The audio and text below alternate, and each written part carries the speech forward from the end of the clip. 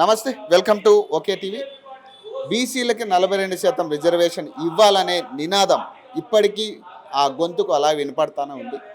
BC political front ఆధ్వర్యంలో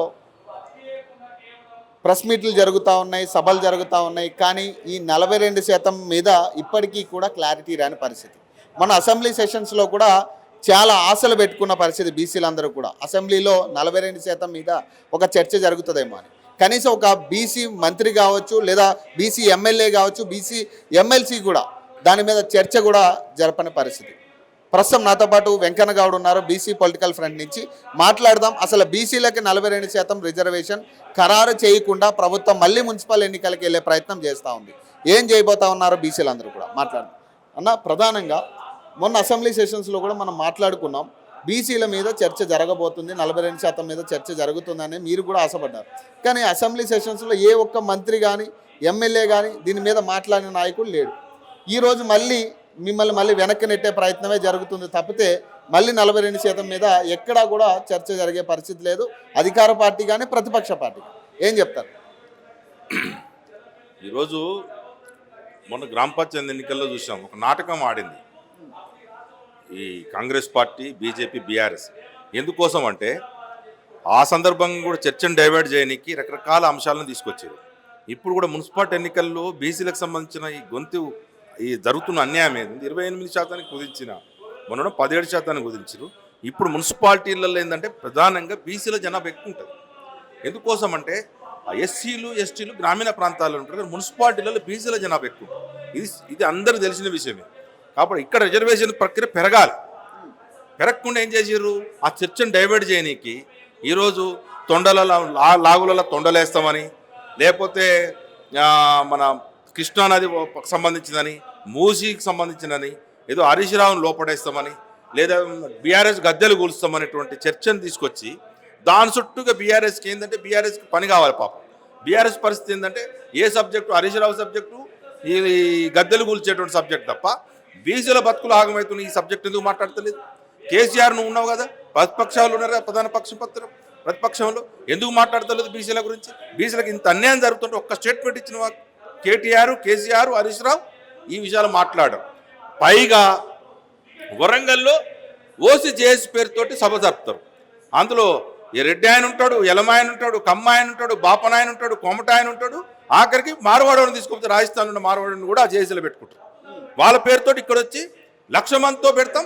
EWS ఏందో అక్రమంగా తీసుకుంటున్నటువంటి ఏ రిజర్వేషన్ అయితే ఉందో, ఇక్కడ జనాభా లేరు ఓసీలు, లేకున్నా రిజర్వేషన్లు తీసుకుంటున్న అప్పనంగా పొందుతున్నటువంటి 10% రిజర్వేషన్లని సక్రమంగా అమలు చేయాలని చెప్పే డిమాండ్ తోటి మీరు పోతుంటారు. ఈ అన్ని అంశాలు బాగానే ఉన్నాయి. కానీ 42% సంగతి ఏంది? ఎవడన్నా మనడు కామారెడ్డిలా ఎందుకు చర్చ వాగ్దానం ఇచ్చినావు?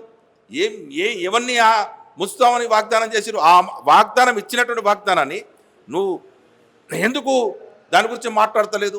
రేవంత్ రెడ్డి మాట్లాడు, బీఆర్ఎస్ కిషన్ రెడ్డి, మన బీజేపీ కిషన్ రెడ్డి మాట్లాడు, బీఆర్ఎస్ కేటీఆర్ మాట్లాడు. ఈ మొత్తం కూడా ఎందుకంటే బీసీలు రాజకీయంగా, ఆర్థికంగా, సామాజికంగా అభివృద్ధి చెందితే వీళ్ళ పీటలు కదులుతాయి. కాబట్టి రేపు ఈ మున్సిపాలిటీ ఎన్నికలే కాదు, సర్పంచే కాదు, ఎంపీటీసీ కాదు, జడ్పీటీసీ కాదు, వీటికే పరిమితం గారు బీసీలు.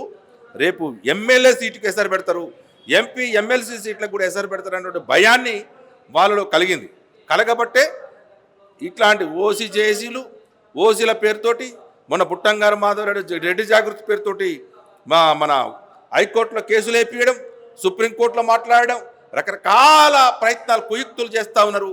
మీరు ఎందుకు ఈ కుయుక్తులు చేస్తున్నారో మాకు అర్థమవుతా ఉంది.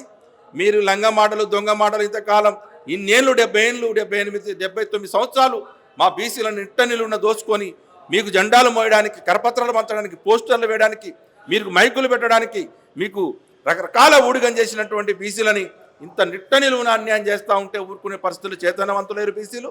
మేము మిమ్మల్ని అడుగుతా ప్రశ్నిస్తూ ఉన్నాం. నువ్వు 2 సార్లు విహారయాత్ర పోయొచ్చినావు కదా రేవంత్ రెడ్డి, ఢిల్లీలో జంతర్ మంతర్ దగ్గర. ఎందుకు రాహుల్ గాంధీ రాలే? ఎందుకు మన మల్లికార్జున్ ఖర్గే రాలే? ప్రియాంక గాంధీ రాలే? సోనియా గాంధీ రాలేదు ఆ మీటింగ్కి? అంటే నువ్వు విహారయాత్ర పోయినట్టు పోయొచ్చి ఇక్కడ గాంధీ భవన్లో టీం అంతా కూడా మళ్ళీ జంతర్ మంతర్ పోయి మళ్ళీ జంతర్ మంతర్ నుంచి గాంధీ భవన్కి వచ్చిన టీం తప్ప పార్లమెంట్లో ఇప్పటికి కూడా 234 మంది ఇండియన్ కూటమికి పార్లమెంట్ సభ్యులు ఉన్నారు. ఒక్కనాడు కూడా చర్చ జరపలేదు. మొన్న కూడా జరిగిన సమావేశంలో రేపు 28 నుంచి కూడా పార్లమెంట్ సమావేశాలు జరుగుతూ ఉన్నాయి. తక్షణమే రేవంత్ రెడ్డికి సిద్ధశుద్ధి ఉంటే 42% పట్టానికి క్లారిటీ ఉంటే నువ్వు ఇచ్చిన వాగ్దానం అమలు చేయాలన్నటువంటి అవకాశం ఉంది. కాబట్టి మొత్తం ప్రతిపక్షాలని బీసీ సంఘాలని పార్లమెంట్ తీసుకపో, మోడీని కలువు, బీజేపీలో కలవు, అన్ని ప్రతిపక్షాలతోటి ఎందుకు చేయదో బీజేపీని అప్పుడు ముద్దాయి చేస్తాం. పొలిటికల్గా మిమ్మల్ని మోసం చేయాలన్న ప్లాన్ అంటారా? అంటే బేసిక్గా 3 పార్టీలు కలిసి చేస్తున్న కుట్రగా మీరు చెప్పేది కూడా అదే కదా. 3 పార్టీల నుంచి కూడా ఏ ఒక్కరు కూడా మీ తరపు నుంచి మాట్లాడే పరిస్థితి లేదు 42%. అంటే పొలిటికల్గా మిమ్మల్ని మోసం చేసే ప్రయత్నమా ఇదంతా? ఖచ్చితంగా. ఎందుకంటే అప్పట్లెక్కలేరు, ఎడ్డి జనం కాదు బీసీలు, చైతన్యవంతులేరు. మా దాంట్లో కూడా యువకులు అందరూ కూడా రాజకీయంగా స్పృహ కలుగుతూ ఉంది. ఎందుకంటే ఉద్యోగాలలో కావచ్చు, రాజకీయం కావచ్చు, విద్యలో కావచ్చు, అన్ని రంగాల్లో మాకు అన్యాయం జరుగుతుంది. కాబట్టి మాకెందుకు ఇంత అన్యాయం జరుగుతూ ఉంది? మిగతా వాడు కరకల్లాడుతూ ఉండు, వారికి భూములు ఉంటాయి, ఆస్తులు ఉంటాయి, ఫ్యాక్టరీలు ఉంటాయి, టీవీలు ఉంటాయి, పేపర్లు ఉంటాయి. ఈ దోపిడి కులాలకి మొత్తం సర్వ సంపద గుండెపీను నుండి హెలికాప్టర్ తయారు చేసినటువంటి అన్ని యంత్రాంగం వాళ్ళ దగ్గర ఉంటుంది. మేము ఇంకా తాళ్ళెక్కుకోవాలి, కళ్ళు గీసుకోవాలి, చేపలు పట్టుకోవాలి, గొర్రెలు కాసుకోవాలి, మన బట్టలు ఉతకాలి, బట్టలు నేయాలి, రకరకాల చేతి వృత్తులకు ఎందుకు పరిమితంగా ఉండాలి, సేవా కులాలకు ఎందుకు పరిమితంగా ఉండాలి అనేటువంటి చైతన్యం బీసీలలో వచ్చింది. రాబట్టే ప్రశ్నిస్తున్నారు. కాబట్టే మనం చూసాం గ్రామ పంచాయతీలో దాదాపు 51 పాయింట్ చిల్లర సర్పంచ్ గెలిచి మాకు ఇచ్చింది 17%. ఇక జనరల్ స్థానాల్లో కూడా చైతన్యం పెరిగింది. అగ్ర కులాలు ఏం చేసినాయి? ఎవడో లండన్కి వెళ్ళి, అమెరికాకి వెళ్ళి సూట్ కేసులు పట్టుకొని సర్పంచ్ కోసం వచ్చారు. అంటే రాజకీయం అంటే చూడండి వాళ్ళకి ఎంత మజా ఉందో. అంటే కోట్లు సంపాదించుకుంటూ కూడా ఊర్లల్లో కూడా మళ్ళీ వచ్చి ఊర్లను దోసుకోవడానికి వస్తే కూడా కర్రు కాసి వాత పెడితే మళ్ళీ సూట్ కేసులు పట్టుకొని పోయారు ఉన్న డబ్బులను నడిపించుకొని. మరి ఈ మున్సిపల్ ఎన్నికల్లో సేమ్ రిపీట్ అవుతుంది అనుకుంటున్నారు? అంటే బేసిక్గా 52% ఏదైతే మీరు అంటున్నారో సర్పంచ్ ఎన్నికల స్థానాలకు సంబంధించి, మున్సిపాలిటీల్లో కానీ లేదా చైర్పర్సన్లకు సంబంధించి కూడా పార్టీ పరంగా జరుగుతున్న ఎన్నికలు కాబట్టి మరి పార్టీలు కూడా మరి బీసీలకు అంతే అవకాశం ఇచ్చే పరిస్థితి ఉంటుందా? పార్టీలు ఏంటంటే చెప్తా ఉంటాయి.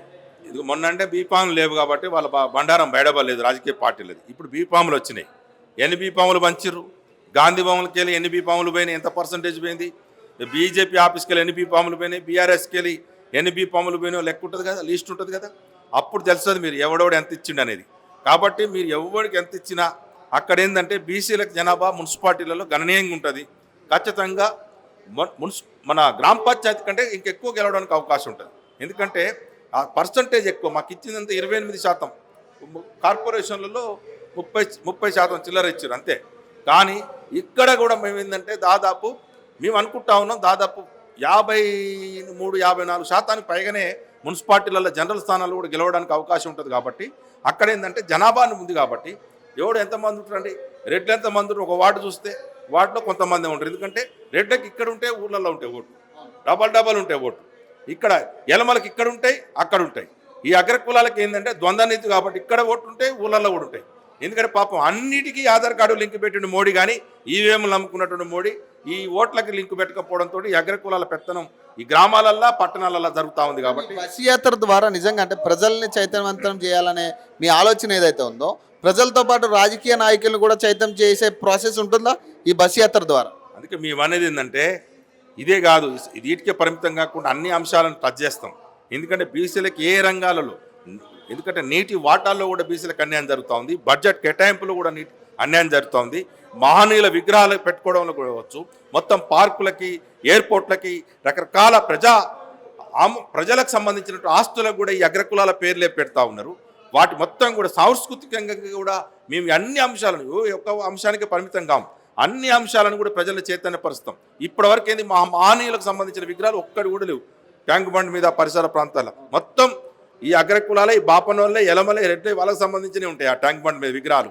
ఆంధ్ర పేరుతో ఒక పక్క మోసం చేసి అగ్రకులాల సామ్రాజ్యాన్ని నిర్మించినటువంటి కేసీఆర్ ఇప్పుడు రేవంత్ రెడ్డి కూడా మొత్తం రెడ్డి సామ్రాజ్యాన్ని నిర్మించేటువంటి ప్రయత్నం చేస్తూ ఉంటూ ఈ కుట్రలు ఏమేమి దాగున్నాయో, ఈ ఓసీల జేఏసీ కావచ్చు, ఈడబ్ల్యూసీ అంశాలు కావచ్చు, మొత్తం మా మీద జరుగుతున్నటువంటి అన్ని రంగాల ఆర్థికంగా, రాజకీయంగా, సామాజికంగా మా బీసీలని, ఎస్సీలని, ఎస్టీలను చైతన్యపరిచేటువంటిదే ఈ యాత్ర ఉండబోతా ఉంది. ఇదే కాదు, పార్లమెంటును కూడా ముట్టడి చేస్తాం. ఇంత ఊరుకునే ప్రసక్తి లేదు. రేవంత్ రెడ్డిని నిద్రపోనీయం ఇంకొక ఈ 2.5 సంవత్సరాలు కూడా మేము ఖచ్చితంగా ఈ 3 పార్టీలు ఎన్నగట్టడం కోసమే ప్రజాక్షేత్రంలో పోతాం. ఖచ్చితంగా వీటిని చైతన్యపరిచే విధంగానే మా బస్ యాత్ర ఒక అద్భుతంగా ఉంటుందని చెప్పి తెలియజేసుకుంటాం.